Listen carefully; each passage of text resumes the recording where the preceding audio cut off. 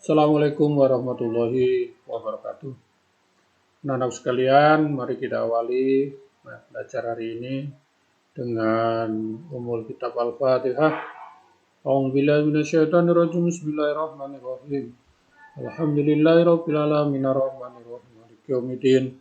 Iyyaka na'budu wa iyyaka nasta'in. Ihdinas siratal mustaqim. Siratal ladzina an'amta 'alaihim ghairil maghdubi 'alaihim waladdallin. Ya, selanjutnya mari kita awali dengan doa. Bismillahirrahmanirrahim. Asyhadu an la ilaha illallah wa asyhadu anna Muhammadar Rasulullah. Raditu billahi rabba wa bil islami dina wa bi Muhammadin nabiyya wa rasulah. Rabbi zidni ilma warzuqni fahma. Amin ya rabbal alamin. Mudah-mudahan doa ini nanti yang baru saja kita panjatkan kepada Allah Subhanahu wa taala dikabulkan dan senantiasa kita mendapatkan ilmu yang bermanfaat di dunia wal akhirah. Amin ya rabbal alamin. Anak-anak sekalian, silakan anak-anak dibuka bukunya halaman 105 ya, bab 7 tentang menghindari tahayul, bid'ah dan khurafat. Nah, ada 3 poin ya. Tahayul, bid'ah dan khurafat biasanya disingkat dengan TBC. C-nya itu khu pakai C, TBK ya. Tahayul, bid'ah dan khurafat. Apa itu bid'ah? Apa itu khurafat? Apa itu tahayul gitu ya. Nanti akan kita bahas pada selanjutnya ya. Nah, ada di halaman 107 itu perhatikan ada dalil pokok. Dalil pokok itu artinya dasar pembahasan pada materi ini. A'udzubillahi minasyaitonirrajim. Bismillahirrahmanirrahim. Faman kana yarju liqa'a rabbih falya'mal 'amalan shalihan wa la tusyrik bi ibadati rabbih ahada. Surat Al-Kahfi 110 ya. Barang siapa mengharap perjumpaan dengan Tuhannya, maksudnya adalah barang siapa yang mengharapkan masuk surga. Jadi berjumpa dengan Allah itu adalah dimaknai adalah selamat di hari akhir nanti, adalah bertemu dengan Allah Subhanahu wa taala. Itu artinya bertemu dengan surganya Allah Subhanahu wa taala. Maka hendaklah ia mengerjakan amal yang soleh. Yang pertama adalah mengerjakan amal soleh. Amal soleh itu adalah amal yang bisa memberikan kemaslahatan. Soleh itu kebaikan, baik untuk diri kita, orang lain, masa depan kita, dan seterusnya. Dan keluarga kita, saudara kita. Itu namanya amal yang soleh. Dan janganlah ia mempersatukan suatu pun dalam beribadah kepada Tuhannya. Yang kedua adalah syarat untuk bertemu dengan Rabb-nya nanti. Atau artinya syaratnya adalah berjumpa dengan Allah itu dimanai adalah, yaitu tadi adalah masuk surga. Yang kedua syaratnya adalah tidak mempersekutukan Allah. Artinya mempersekutukan itu adalah mempercayakan sesuatu atau menyamakan Allah dengan ciptaannya. Apa yang disamakan? Sifat-sifatnya. Sifat Allah itu apa? Banyak. Maha kuasa. Jadi kita masih mempercayai bahwa ada orang yang kekuasaannya itu sama dengan kekuasaan Allah. Itu namanya mensekutukan. Selain itu apa? Banyak. Kemudian kehendaknya atau sifat kodrat dan irodatnya, misalnya kodrat dan irodat Allah itu atau takdir Allah, orang yang menentukan nasib atau takdir Allah itu menyamakan makhluknya itu memiliki kekuasaan sama dengan kekuasaan Allah. Nah, itu kemudian Allah yang maha selamat bisa menyelamatkan, dianggapnya makhluk ciptaan Allah itu sama dengan kekuasaan Allah dalam hal memberikan keselamatan. Itu adalah mempersatukan. Bahkan dalam beribadah dan kepercayaan pun juga banyak orang-orang atau umat Islam menyamakan kekuasaan ciptaan Allah itu sama dengan kekuasaan Allah. Nah, itu namanya mempersatukan. Salah satunya adalah mempercayakan keselamatan nasib dengan dukun, dengan benda-benda keramat yang masih dianggapnya memiliki kekuatan bisa menyelamatkan atau mencelakai kita. Itu namanya mempersekutukan Allah Subhanahu wa taala ini. Apabila kita melakukan hal yang demikian, dipastikan tidak akan berjumpa dengan Allah kalau kita mau bertaubat. Nah, itu pokok bahasan pada bab ini, yaitu tentang tahayul.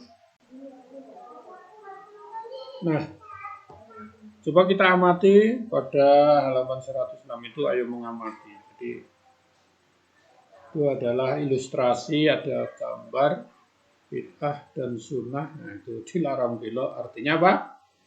Kita dilarang mengikuti jalan bid'ah, gitu ya. Ada bid'ah, tahayul dan kerabat tadi.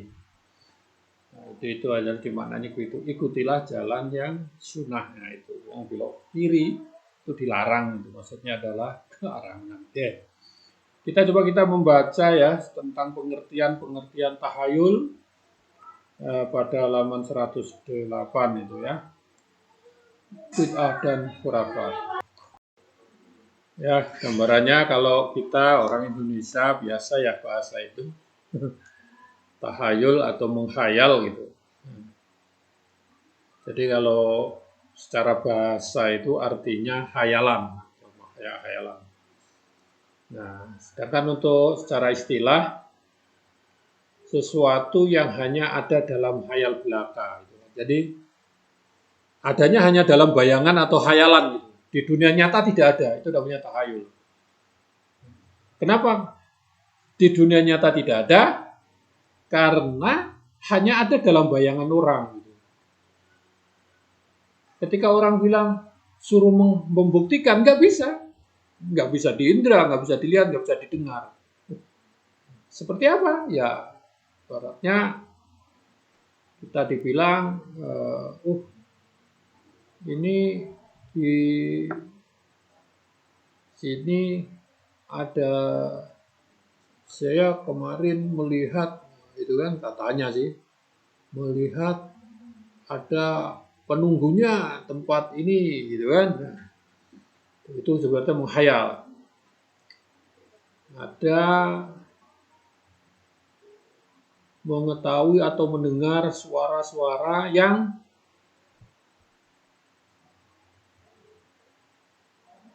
misalkan bisikan-bisikan goib gitu. Nah, yang kenyataannya disuruh membuktikan ya nggak bisa.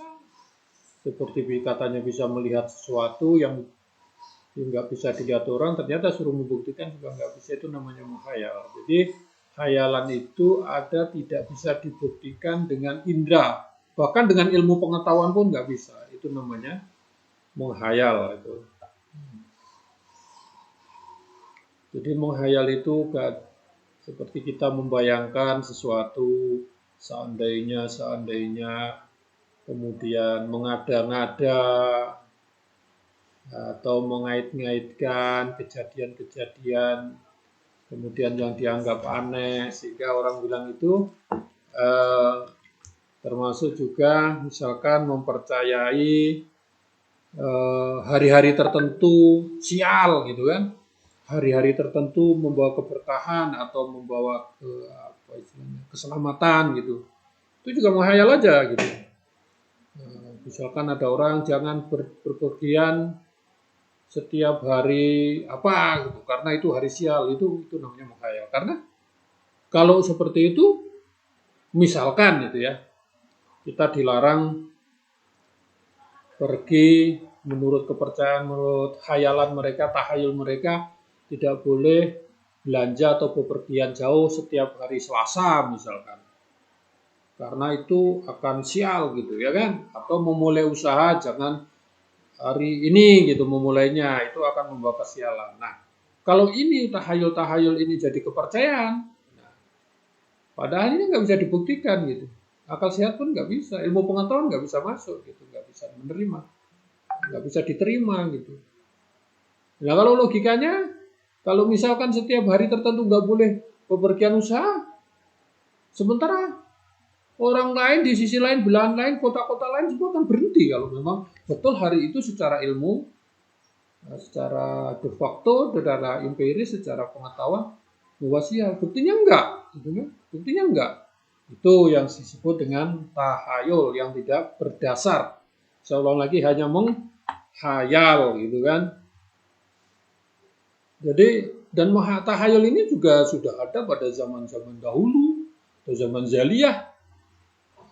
Nah, Islam melarang keras perilaku tahayul karena bisa mempengaruhi akidah atau keyakinan keimanan kita kepada Allah Subhanahu wa Ta'ala. Kemudian dalil tentang tahayul atau larangan tahayul ada dalam surat At-Toha nomor ayat 66 ya.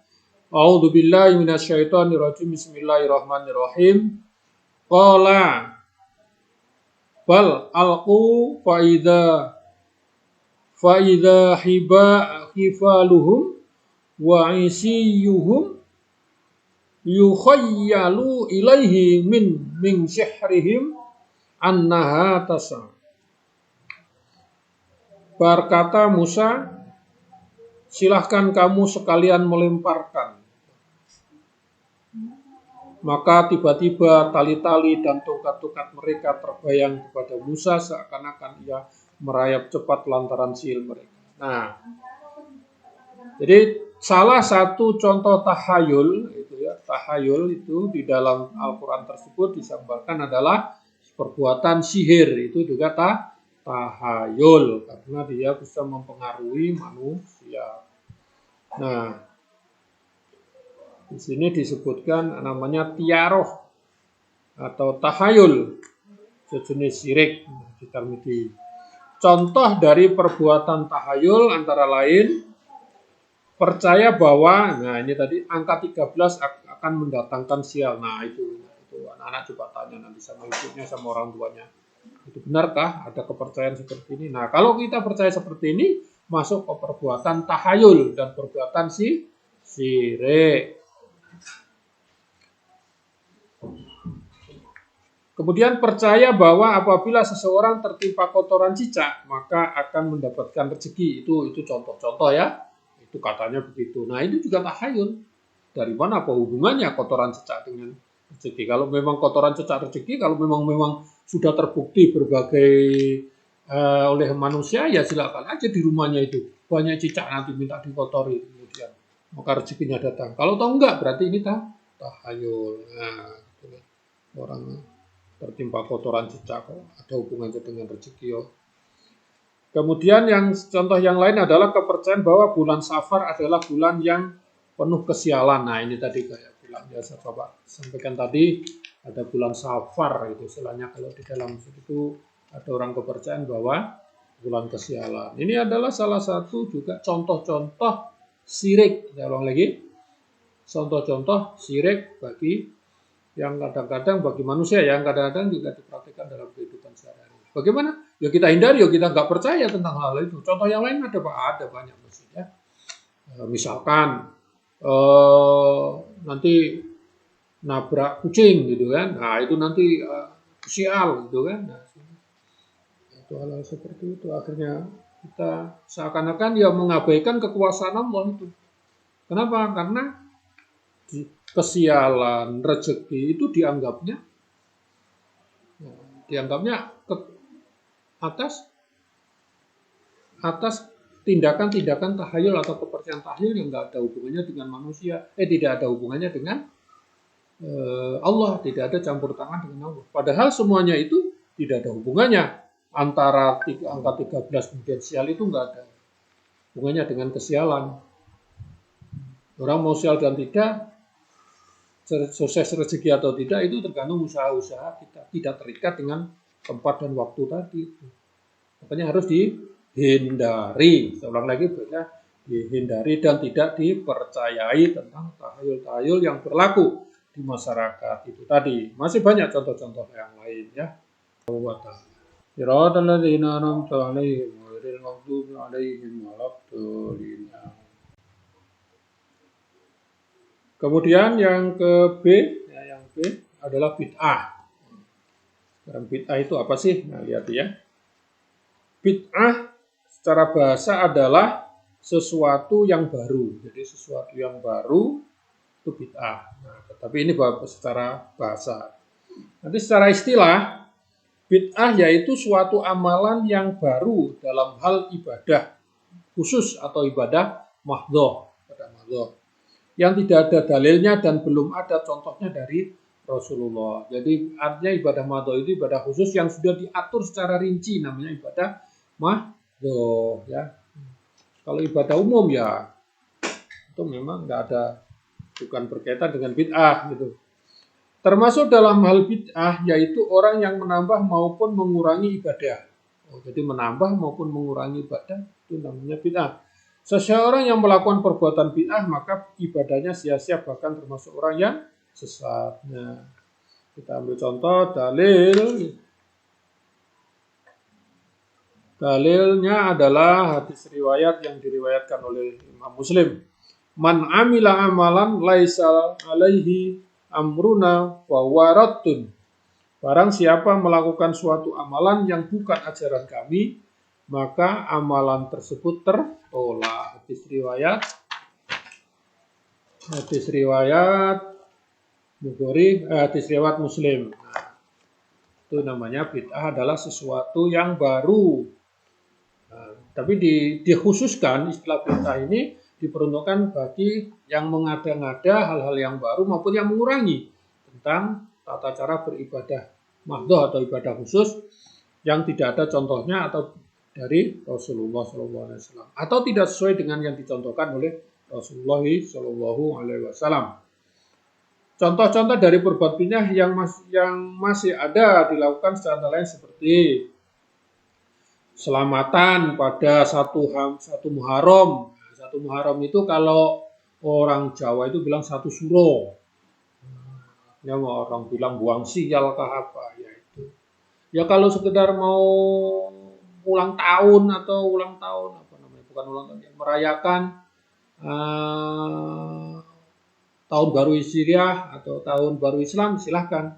Tapi ini tidak ada kaitannya dengan kesialan, tidak ada kaitannya dengan membuang sial dan sebagainya.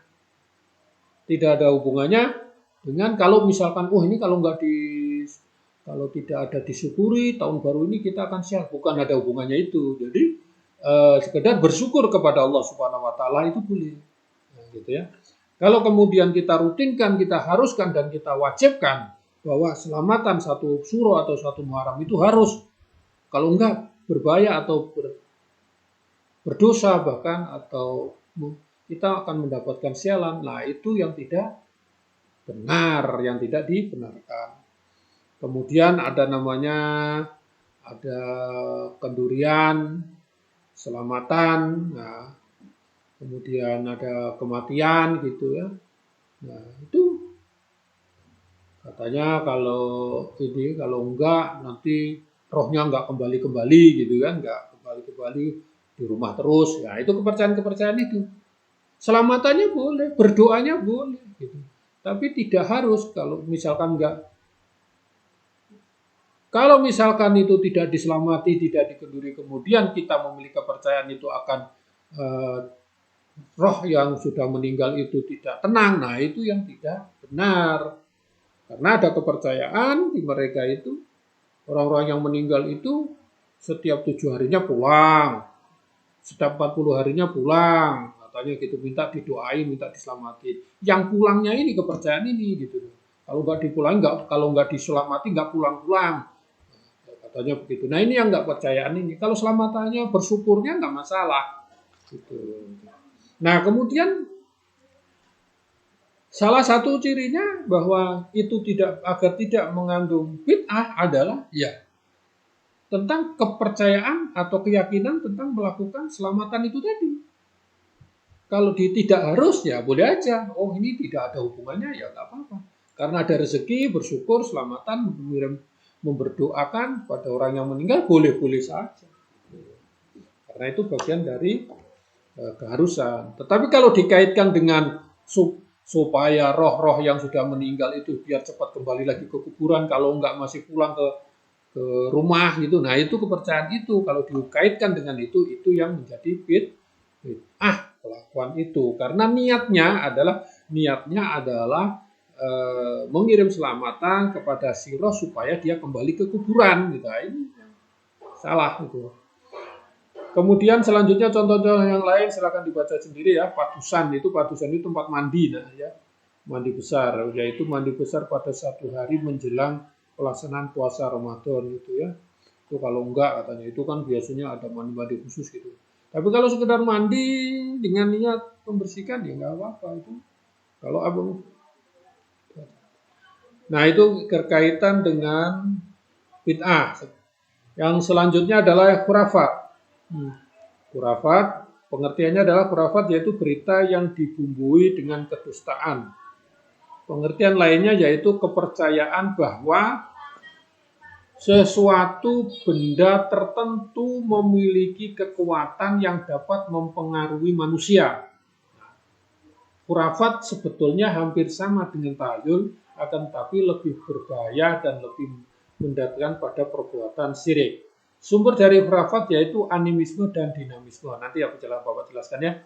Animisme yaitu kepercayaan adanya jiwa dan ruh yang dapat mempengaruhi alam manusia. Sedangkan dinamisme yaitu kepercayaan adanya kekuatan dalam diri manusia, benda, hewan, tumbuh-tumbuhan, dan benda-benda lain. Jadi begini ya.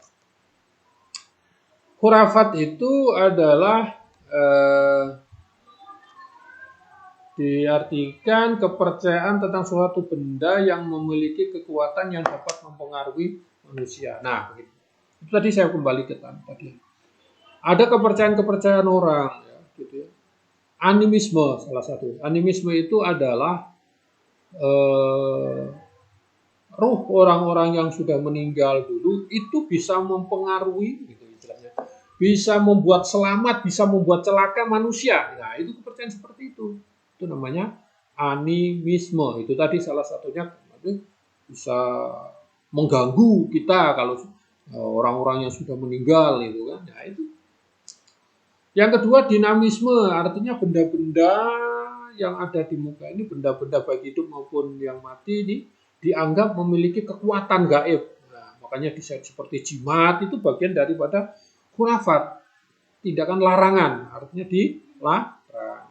Makanya kalau anak-anak jalan-jalan nanti kalau berkesempatan ke tanah suci mau umroh atau apa, nah itu ketahuan kayak gitu betul-betul dilarang gitu.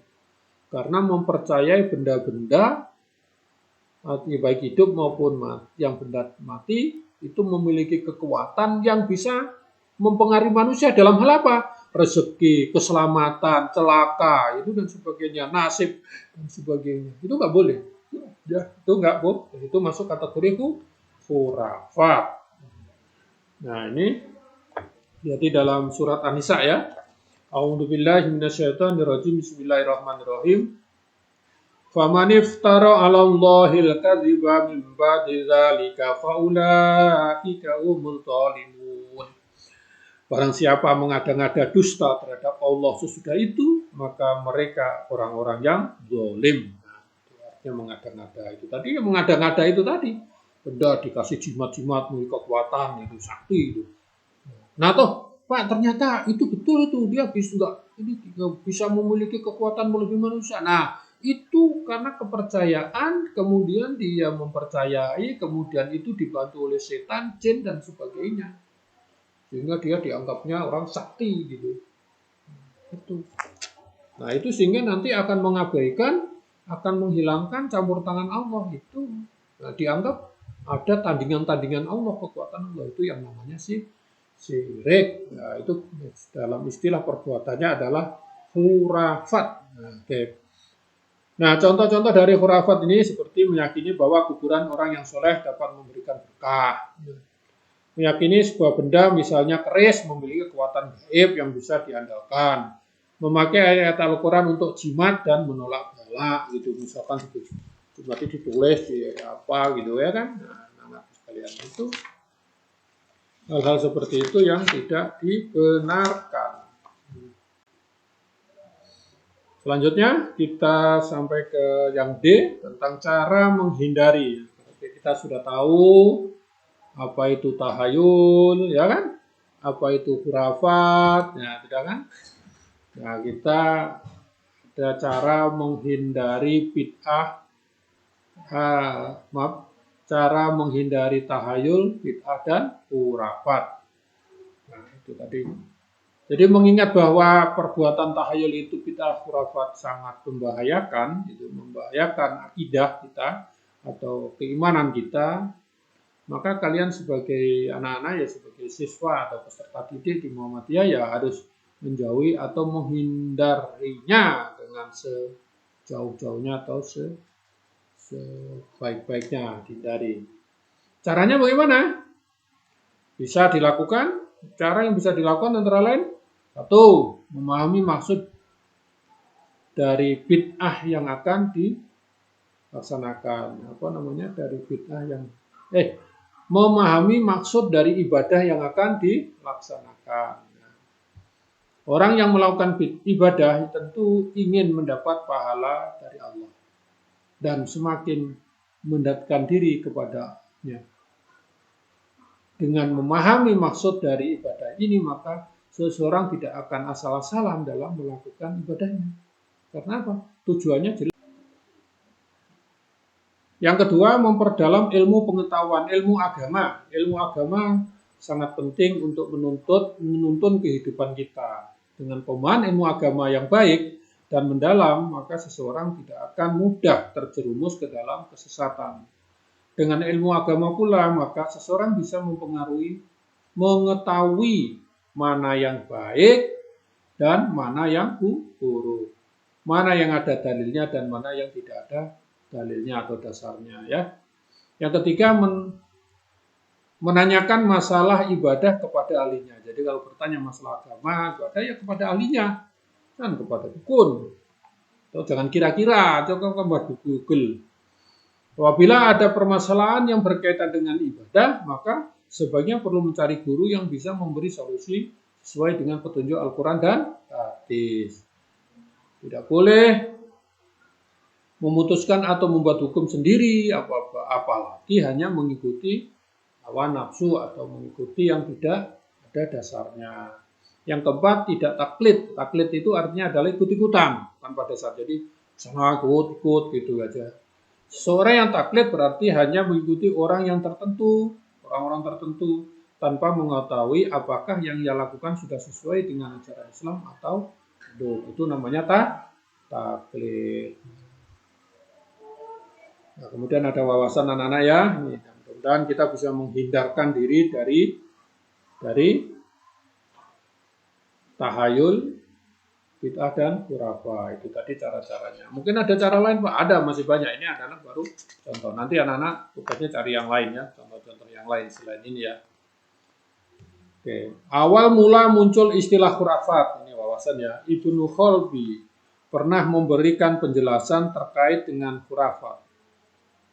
Bahwa khurafat adalah nama orang-orang dari Bani Uzroh. Ini dari zaman Rasul ceritanya ya. Bani Uzrah atau Bani Zuwainah. Dia pernah diculik oleh jin. Kemudian kembali ke kampungnya. Setelah itu dia bercerita banyak tentang berbagai kejadian yang dia lihat. Sehingga banyak orang terheran-heran sampai mereka tidak percaya dan menganggap khurafat atau berdusta. Akhirnya jadi terkenal di tengah masyarakat beritanya khurafat. Nah, itu artinya bertanya khurafat, tempat beribadah itu mendekatkan diri kepada. Nah, ini demikian anak-anak ya, mudah-mudahan bisa menghindari dan menghindarkan dari kita ibadah-ibadah kita dari sifat-sifat atau perbuatan-perbuatan yang mengarah kepada tahayul, khurafat dan bid'ah. Nah, ini oleh sebab itu tadi seorang didalami tentang tata cara menghindarkan diri dari khurafat, bid'ah dan tahayul. Nah, ini sekedar kata-kata hikmah dari Ibnu Qayyim. Tidak ada jenis keharaman yang lebih parah di sisi Allah melebihi berbicara atas nama Allah tanpa ilmu, dan lebih berat dosanya daripada tindakan ini. Karena ini adalah sumber segala kesyirikan dan kekufuran. Dan semua bentuk bid'ah dan kesesatan juga dibangun karena pelanggaran ini. Semua bid'ah yang menyesatkan dalam agama asalnya adalah berbicara atas nama Allah tanpa ilmu, kata Ibnu Qayyim. Dan mudah-mudahan apa yang kita pelajari dan sehingga kita menjadikan ilmu yang kita. Demikian anak-anak sekalian, mari kita merefleksikan diri, merefleksikan dari ilmu atau pelajaran yang baru saja kita pelajari pada hari ini. Mudah-mudahan kita bisa menghindarkan diri kita dalam beribadah dari hal-hal yang bisa merusak keimanan kita atau ibadah kita, yaitu menjauhkan jauh-jauh dari perbuatan pikiran dan hati kita, dari sifat-sifat tahayul, perbuatan tahayul, bid'ah dan khurafat. Amin ya robbal alamin. Mari kita akhiri untuk pelajaran bab ke-7 ini. Untuk lembar penilaian dan sebagainya nanti akan kita informasikan pada pertemuan berikutnya atau pada melalui WA Group ya. Baik, mari kita akhiri pertemuan dan pembelajaran pada kali ini dengan berdoa bersama-sama. A'udzubillahi minasyaitonirrajim. Bismillahirrahmanirrahim. Allahumma arinal haqqa haqqa warzuqna tiba'ah wa arinal batila batila warzuqna tinabah. Demikian, selamat beristirahat anak-anakku sekalian dan sampai bertemu lagi pada pertemuan mendatang. Dan jangan lupa tetap menjaga kesehatan. Berolahraga, kurangi bermain game, ya. Bermain HP itu dikurangi, ya, karena itu yang akan ya merusak cara pikir kita dan pekerjaan-pekerjaan lain bisa melupa gitu ya. Demikian, Bapak akhiri dengan ucapan Assalamualaikum warahmatullahi wabarakatuh. Kita pelajari selama